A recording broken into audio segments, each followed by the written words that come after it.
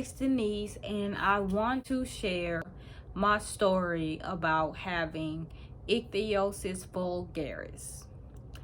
When I was 25, I went to see a dermatologist for the first time, and that's what skin disorder she told me I had.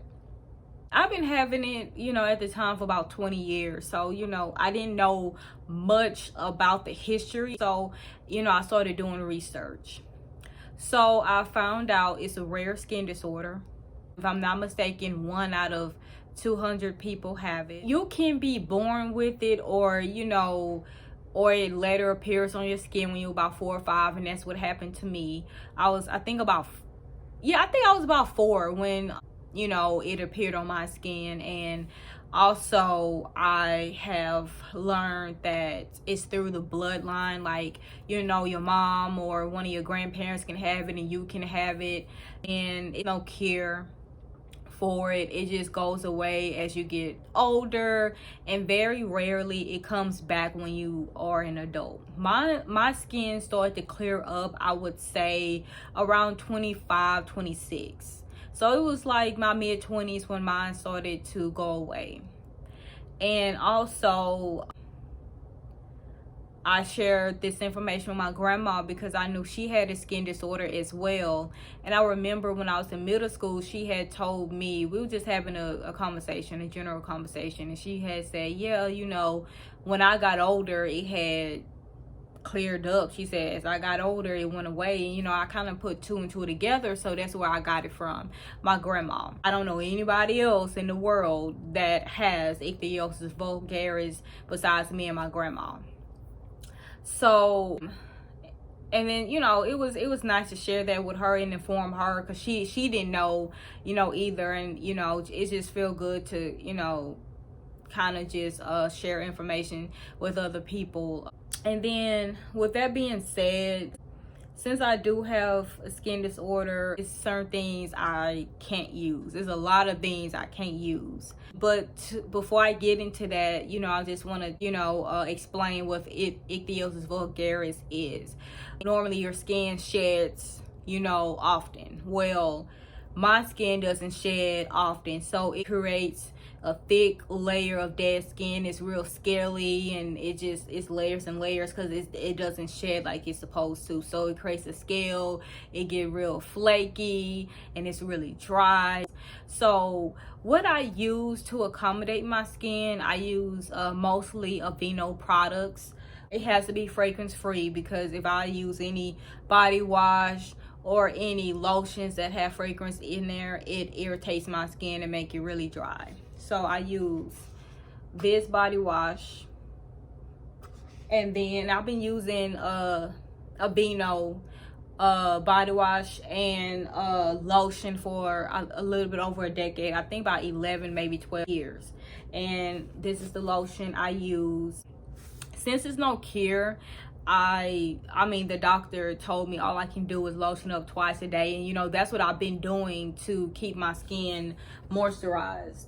And then also, I started using this last week. I got it on Amazon, and so far this been doing great for my face. And I've been using, well, not using, but I purchased these 2 last week as well. This is like the detox, and this is the glow. I started using this first because my skin was really just gunky, so I started using the detox. I haven't used this yet, but this has been working fine. Then later I'll be using this. And when I'm in the shower, I have this exfoliate towel I got from Walmart. It helps scrub the dead skin and exfoliate my skin and get the oil off. So I've been using this towel, not this towel, but like this type of towel for about, I want to say 3 or 4 years. So this been working fine for me.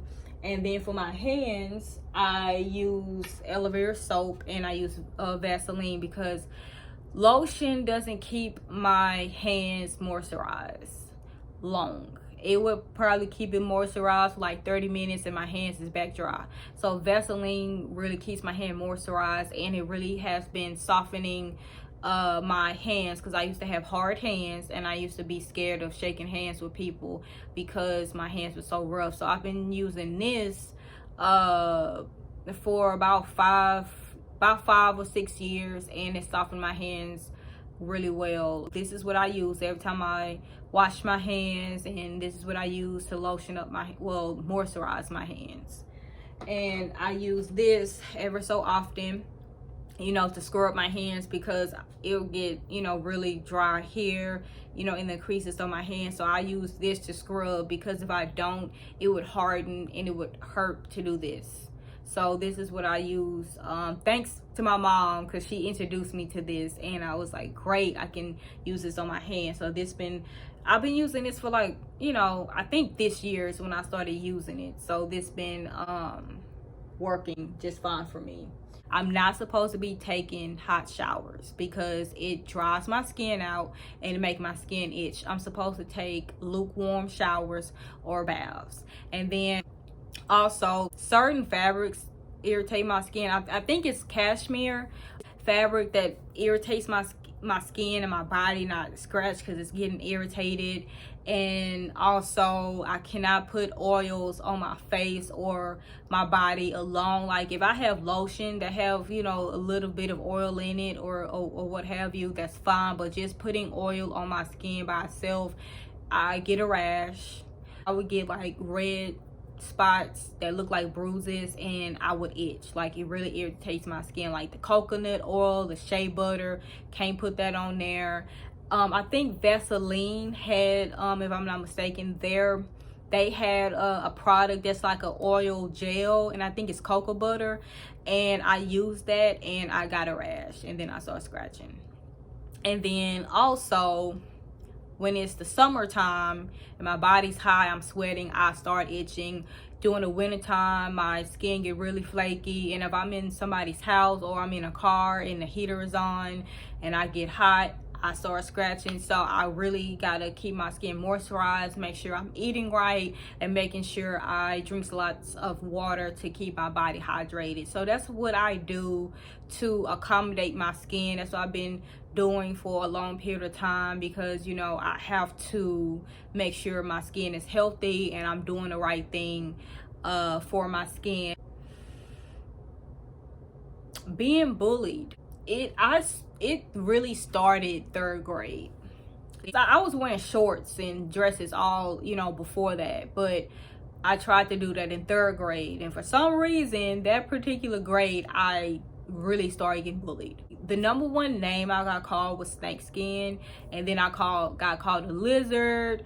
In school I got called a giraffe and a reptile, and then I would get stares and what you gotta do, you have a disease. And from 3rd grade to 12th grade I wore pants, like because I got bullied, and so I wore pants to try to just hide, because I got picked on.